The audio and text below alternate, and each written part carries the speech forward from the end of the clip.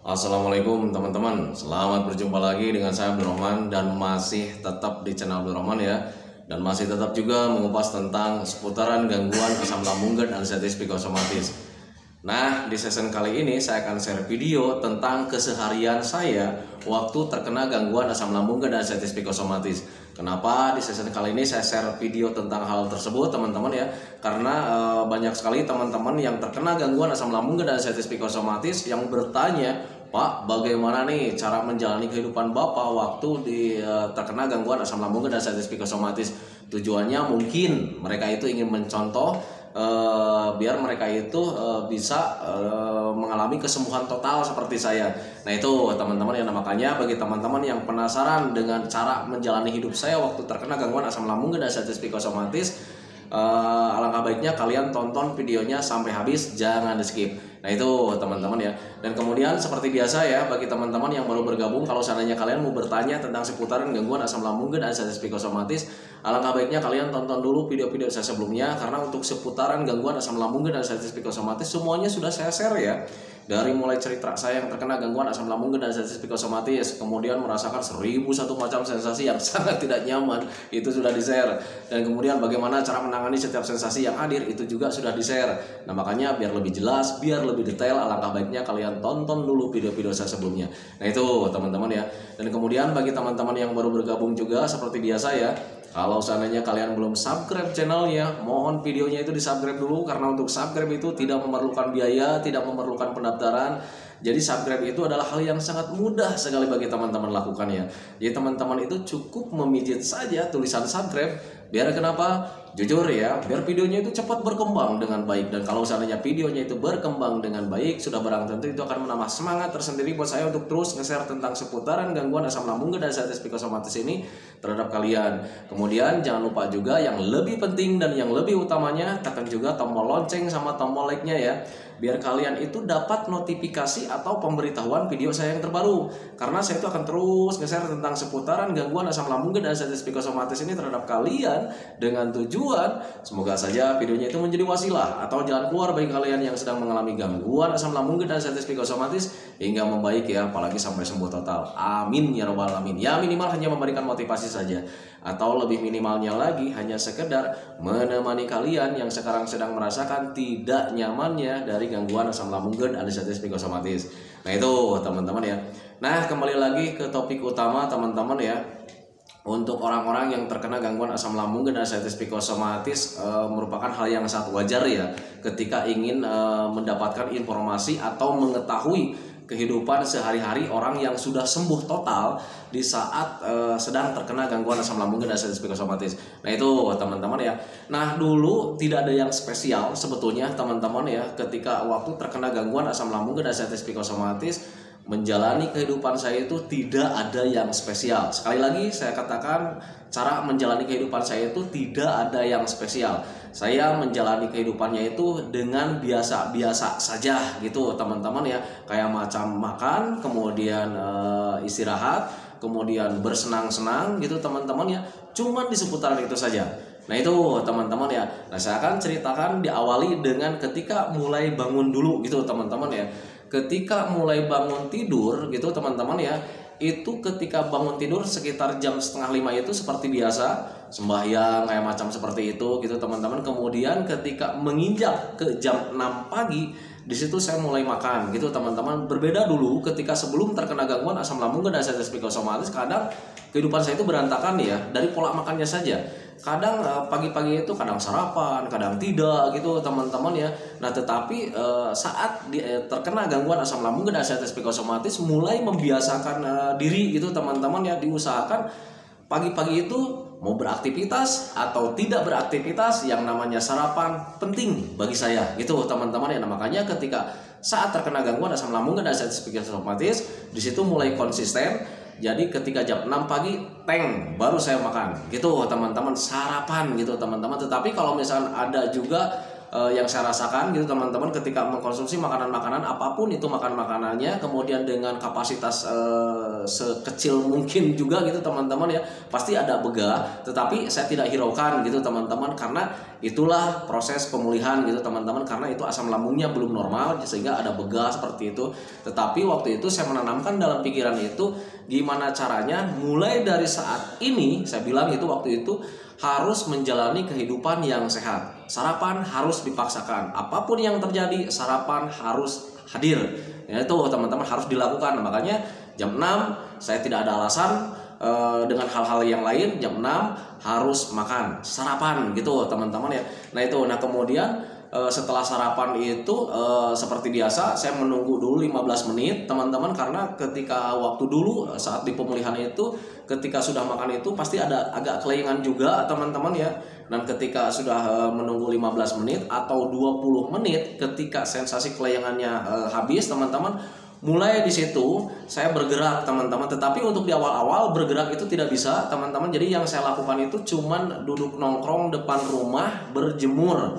Itu yang saya lakukan waktu dulu, karena waktu di pertama-pertama sehat di ambang 80% itu saya masih belum bisa bekerja teman-teman, karena yang namanya kelayangan itu masih tinggi, kemudian cemasnya juga masih tinggi waktu itu ya. Nah makanya waktu di ambang 80% itu yang saya lakukan itu cuman berjemur, duduk di kursi selonjoran gitu teman-teman ya. Jadi selonjoran kaki, kemudian menjemur badan, tetapi untuk bagian kepala itu tidak ikut terjemur dulu gitu teman-teman. Takutnya kenapa saya itu jarang menjemur bagian kepala saat terkena gangguan asam lambung dan diabetes psikosomatis, karena waktu itu saya mulai menyadari bahwa tubuh saya itu sedang benar-benar sensitif. Jadi ketika kita sering kepanasan bagian kepala itu pasti mengalami pusing, kemudian ada panas juga gitu teman-teman, bisa menjadi demam gitu teman-teman, kemudian kelayangannya itu semakin hadir gitu teman-teman. Makanya untuk menjemur bagian kepala itu diupayakan dihindari. Jadi berjemurnya itu cuman di bagian dada sampai ke bawah. Bagian punggung juga sama gitu teman-teman ya. Saya jemur, cuman untuk bagian kepalanya tidak waktu itu. Nah, tetapi apakah selamanya saya itu tidak menjemur kepala? Tidak juga teman-teman, bagian kepala juga suka dijemur, cuman menjemurnya itu tidak setiap hari. Kadang cuma 4 hari sekali gitu teman-teman, kadang 5 hari sekali gitu. Itu saya gitu teman-teman ya. Jadi menjemur kepalanya itu nggak lama, cuma 15 menit dalam satu hari itu, dalam sekali berjemur itu gitu teman-teman ya. Jadi tidak berkelanjutan sampai 1 jam 2 jam, tidak teman-teman ya. Nah itu, nah kemudian ketika habis berjemur saya melakukan aktivitas, teman-teman melakukan aktivitasnya itu dengan cara ngobrol, melatih ngobrol gitu teman-teman ya. Karena saat terkena gangguan asam itu di ambang-ambang 80% itu kalau misalnya kita ngomong itu masih mudah lelah ya. Jadi jangankan untuk beraktivitas yang besar teman-teman ya, untuk ngomong saja capek rasanya teman-teman ya. Nah itu, nah makanya ketika di ambang 80% itu ketika habis berjemur saya duduk masih di luar, bukannya di dalam rumah ya teman-teman, masih di luar, karena sangat penting sekali melihat lingkungan-lingkungan itu sangat penting sekali teman-teman ya. Nah makanya saya ngobrol di luar dengan sering memanggil orang gitu teman-teman ya. Kadang saya suka telepon temen, kadang suka kalau misalnya banyak anak kecil yang lalu lalang juga suka dipanggil, suka ngobrol, walaupun ngobrolnya ngobrol nggak jelas gitu teman-teman ya. Kadang kalau misalkan yang lagi datangnya itu anak-anak gitu teman-teman, saya suka nanya sama anak-anak, main di mana lu tadi, main apa lu tadi, yang penting kita ngobrol gitu teman-teman ya gitu. Nah itu, nah makanya waktu itu ketika di ambang 80% itu yang saya lakukan. Nah kemudian ketika habis ngobrol kemudian melihat jam 9 itu saya makan kedua kalinya teman-teman, karena untuk di 70% di 80% itu makan saya itu masih banyak ya, masih 6 kali, masih 5 kali gitu teman-teman ya. Nah makanya waktu jam 9 itu baru saya mengkonsumsi makanan lagi gitu teman-teman. Dan makanannya itu saya masih makanan yang pantrangan teman-teman ya, masih rebusan tahu, sayur bayam, sayur wortel, kemudian ada pepes ikan juga di situ, ikan nila, atau misalkan pepes hati ayam ya, hati ayam tanpa ampela teman-teman ya. Cuma seputaran itu. Jadi waktu di ambang kesehatan segitu itu masih menghindari yang namanya lemak, masih menghindari yang namanya minyak. Nah itu teman-teman, masih di rebusan-rebusan juga. Kadang paling juga kalau bosan gitu untuk di PPS dibakar gitu untuk ikan-ikannya gitu teman-teman, untuk ati ayam atau misalkan daging ayamnya. Nah itu teman-teman ya. Nah kemudian setelah jam 9 itu saya ketika sudah makan saya kembali lagi duduk teman-teman ya, duduk kemudian menunggu 15 menit lagi. Setelah beres 15 menit lagi, karena jujur ya setiap kita makan, setiap saya makan dulu itu kelayangan itu suka masih hadir teman-teman. Jadi ketika jam 6 makan kelayangan ada gitu teman-teman ya, kemudian jam 9 makan masih ada juga gitu kelayangan itu. Nah itu teman-teman, makanya ketika setiap kali makan saya cuma duduk manis, kemudian nunggu kelayangannya itu hilang sekitar 15 menit 20 menit. Nah baru di situ melakukan aktivitas lagi. Nah aktivitas yang kedua di jam 9 itu saya mencoba melakukan aktivitas yang menyenangkan teman-teman ya, karena dulu itu saya seringnya itu piara-piara burung kayak macam begitu teman-teman. Jadi mencoba untuk membuat sangkar-sangkar burung kayak macam begitu. Nah untuk membuat sangkar burung itu saya tidak terlalu fokus ya, karena ketika kita mengerjakan sesuatu pun kalau seandainya terlalu fokus itu kadang bisa bikin pusing juga teman-teman ya. Layangan itu semakin lebih cepat hadir, tetapi saya paksakan karena butuh pembiasaan. Jadi saya lakukan setiap hari gitu teman-teman, tetapi cara pengerjaannya tidak fokus gitu teman-teman ya. Kalau misalkan kita sulit nih, misalkan sulit masukin jari-jari atau sulit membuat pintu, jadi tidak terlalu diakalin dengan sungguh-sungguh gitu teman-teman. Yang penting bisa nutup aja, yang penting ada pintunya saja. Nah itu teman-teman, jadi nggak terlalu pengen perfect juga gitu teman-teman, karena ketika pengen perfect itu justru di situ ada beban pikiran. Nah itu teman-teman, makanya ketika saya melakukan aktivitas yang menyenangkan itu saya berjalan dengan apa adanya. Jadi tidak terlalu berharap hasilnya terlalu perfect kayak macam gitu, tidak teman-teman.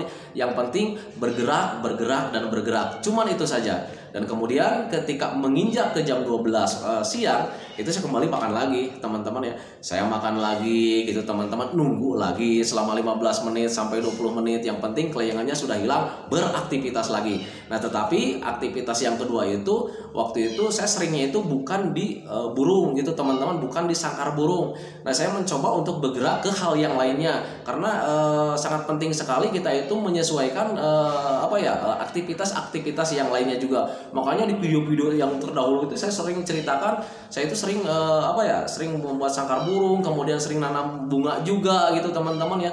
Nah pada di jam 12 siang itu ketika sudah makan sekitar jam 1-an gitu teman-teman ya, saya melakukan aktivitasnya itu cuman menanam-nanam bunga, kemudian nanam-nanam sayuran, nanam-nanam bawang gitu teman-teman di pot ya depan rumah gitu teman-teman ya. Cuman itu saja. Nah ketika untuk melakukan kegiatannya kembali lagi itu tidak terlalu fokus gitu teman-teman ya. Jadi kita nanam bunga saja, nanam sayuran saja, selebihnya ya kembali lagi mengenai hasil, mengenai apanya tidak terlalu dihiraukan gitu teman-teman. Yang penting catatan bergerak dan bergerak. Nah itu teman-teman ya. Nah kemudian ketika menjelang jam 3-nya di situ saya makan lagi teman-teman ya, makan lagi karena waktu itu di ambang-ambang kesehatan di 70% di 80% itu lagi butuh-butuhnya makan ya, karena saya tahu persis waktu itu yang namanya badan kurus itu kayak gimana gitu teman-teman. Kemudian asupan buat tubuh kita itu tubuh saya itu masih kurang juga waktu itu. Nah makanya dengan memahami ke sana, oh ternyata saya butuh makan. Nah makanya waktu itu makannya itu yang darinya 7 kali, pada saat itu alhamdulillah diambang 5 kali gitu makannya gitu teman-teman. Jadi makannya itu jam 6, jam 9, jam 12, kemudian jam 3. Nah setelah jam 3 itu habis makan, baru di situ saya nongkrong lagi. Jadi tidak melakukan aktivitas teman-teman. Setelah makan yang sorenya itu saya tidak melakukan aktivitas yang sangat besar gitu teman-teman, kayak macam bikin sangkar tidak gitu teman-teman, yang nanam bunga juga tidak. Ketika makan di sore harinya itu, setelahnya itu ya cuma nongkrong saja teman-teman, nongkrong tetap di depan rumah gitu teman-teman ya, di depan rumah nongkrong, kemudian kembali lagi ngajak ngobrol lagi orang lain ya. Kadang ada anak-anak, kadang ada juga teman yang datang, kadang ada tetangga juga.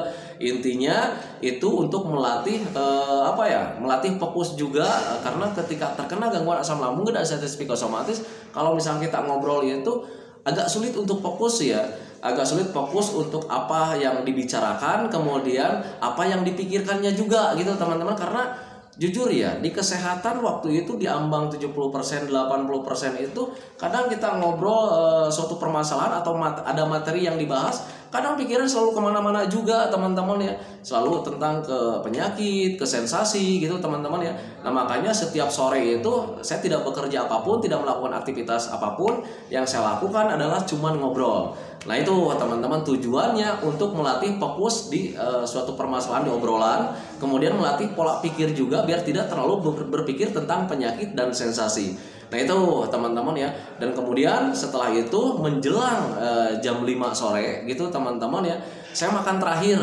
Dan untuk makan terakhir itu di antara jam 5 sampai jam 6 gitu teman-teman. Jadi kadang makannya itu ada jam 5, kadang makannya itu ada jam 6 gitu teman-teman, dan itu makan yang terakhir di hari itu gitu teman-teman. Jadi untuk malam harinya itu saya tidak mengkonsumsi makanan-makanan berat gitu teman-teman. Saya itu menghindari makan malam. Nah itu di ambang 70% di 80%. Nah itu teman-teman ya. Tetapi adapun ketika malam hari itu kadang memang suka ada rasa ya, suka ada rasa lapar, pengen makan gitu teman-teman. Tetapi saya tidak mengkonsumsi makanan-makanan berat. Ketika di malam hari saya hanya ngemil saja. Dan untuk ngemil saya itu sederhana teman-teman ya, yang mudah dicerna saja gitu teman-teman. Karena ketika ingin mengkonsumsi makanan berat itu takutnya jadi ketika kita ngantuk ini pencernaan belum beres. Nah itu teman-teman, makanya waktu itu saya mengkonsumsinya itu hanya makanan-makanan ringan seperti kue Roma sari gandum gitu teman-teman, banyak sekali di warung-warung. Dan ini bukan endorse ya, ini saya ceritakan itu berdasarkan real gitu teman-teman. Jujur saya nggak dikasih endorse sama apapun gitu teman-teman ya. Tetapi bagi teman-teman yang ingin mengetahui itulah cemilan saya ketika di malam hari kalau seandainya ada rasa lapar gitu teman-teman ya. Jadi mengkonsumsi makanan-makanan ringan seperti kue Roma sari gandum, dan itu juga nggak terlalu banyak teman-teman ya, cuman 5 butir gitu teman-teman ya, cuman 5 butir. Apakah kenyang? Tidak teman-teman, jujur ya tidak kenyang sama sekali. Jadi tidak bisa mengusir rasa lapar gitu teman-teman ya. Nah tetapi karena memang saya itu inginnya kenyang, makanya diakalin dengan cara seperti apa? Ketika mengkonsumsi sari gandum 5 butir gitu teman-teman ya, saya kenyangkannya itu dengan air hangat 1 gelas besar. Gelasnya itu ukuran gelas sirup teman-teman ya. Saya minum waktu itu pelan-pelan, dan ketika sudah kenyang alhamdulillah rasa lapar itu tidak ada. Dan itu ketika sudah mengkonsumsi itu tunggu 5 menit kemudian baru kita rebahan gitu teman-teman. Dan ketika rebahan itu di ambang 70%, di ambang 80% gitu teman-teman ya. Bahkan di ambang 90% juga untuk tidur itu agak sulit gitu teman-teman ya. Nah makanya saya membiasakan diri setelah sholat isya atau menjelang jam 7 malam itu ada ngantuk, ada tidak gitu teman-teman. Pokoknya jam 7 kita itu mulai rebahan. Saya itu mulai rebahan waktu itu. Tujuannya untuk membiasakan biar kita itu tertidurnya itu pada jam saat itu gitu teman-teman ya. Dan itu saya lakukan setiap hari teman-teman, dari mulai sarapan pagi, kemudian makan jam 9, makan jam 12, jam 3, kemudian terakhir jam 6, kemudian tidurnya dimulai rebahan itu di jam 7. Itu saya lakukan setiap hari teman-teman ya. Jadi tidak sekarang dilakukan besoknya tidak seperti itu teman-teman, karena waktu itu saya memahami ini butuh konsisten menjaga 3P-nya teman-teman ya. Jadi pola makannya dijaga, pola tidurnya, pola hidupnya dijaga, kemudian pola pikirnya dijaga, biar tidak selalu berpikir tentang penyakit. Makanya sering ngobrol juga dengan orang lain, mengalihkan pemikiran tentang penyakit. Nah itu teman-teman, jadi untuk melakukan semua itu saya lakukan dengan konsisten setiap hari teman-teman ya. Nah kemudian kesininya itu mulai agak membaik teman-teman, dan kemudian saya tetap tekadnya dikuatkan, semangatnya dikuatkan teman-teman, terus dijalani seperti itu. Kemudian kesininya baru ada perbaikan sangat besar teman-teman, dengan tanda mulai cueknya sudah hadir gitu teman-teman. Kemudian ada rasa bahagia di situ, sudah bisa mulai menikmati tentang kehidupan yang dijalani gitu teman-teman ya. Dan kemudian tetap juga dijalankan 3P-nya walaupun sudah nyaman waktu itu. Ketika dijalankan terus, dan alhamdulillah yang namanya gangguan asam lambung dan ascites psikosomatis itu hilang dengan sendirinya teman-teman ya, digantikan dengan kebahagiaan. Nah disitulah sembuh total saya terjadi gitu teman-teman ya, karena jujur sepengalaman saya, jadi untuk gangguan asam lambung dan ascites psikosomatis itu sembuhnya dengan terlupakan karena kita konsisten dengan kegiatannya, konsisten dengan pelatihannya. Nah itu teman-teman, nah makanya pahami saja ke sana bahwa itulah pengalaman saya ketika menjalani kehidupan saya sehari-hari saat terkena gangguan asam lambung dan ascites psikosomatis. Jadi bagi teman-teman yang sekarang masih merasakan tidak nyaman nih dari gangguan asam lambung dan ascites psikosomatis, yang penting bergerak saja gitu teman-teman ya. Selain menjaga pola makannya, kalian juga harus bergerak gitu teman-teman ya. Jadi kuncinya kita itu harus bisa beraktivitas walaupun dengan keadaan seperti ini. Nah itu teman-teman, kuncinya gimana agar kita itu bisa bergerak walaupun ada keadaan seperti ini gitu teman-teman. Makanya paksakan saja, kalau seandainya tinggal di psikisnya saja, tinggal di mentalnya saja.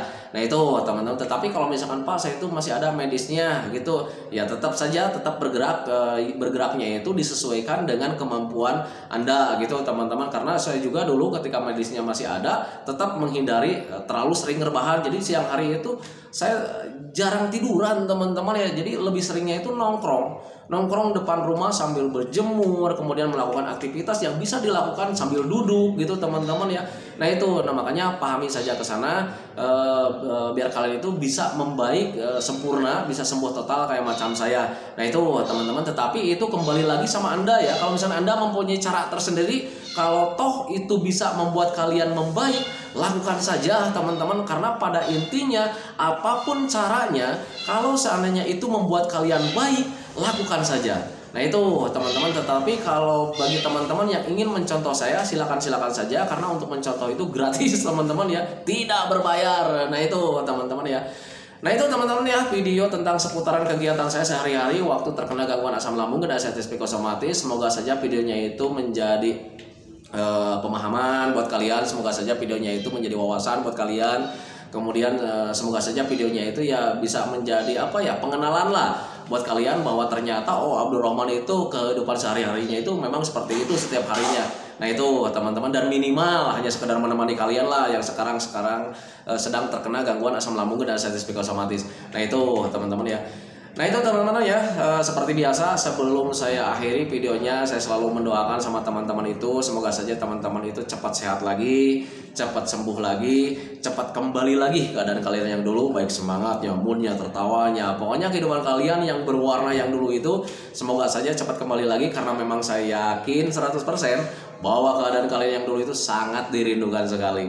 Nah itu teman-teman ya. Kemudian doakan saya juga teman-teman ya, agar saya itu tetap sehat, tetap kuat, tetap ceria, agar masih bisa tetap menemani kalian. Nah itu teman-teman ya. Saya hentikan videonya teman-teman ya. Assalamualaikum warahmatullahi wabarakatuh.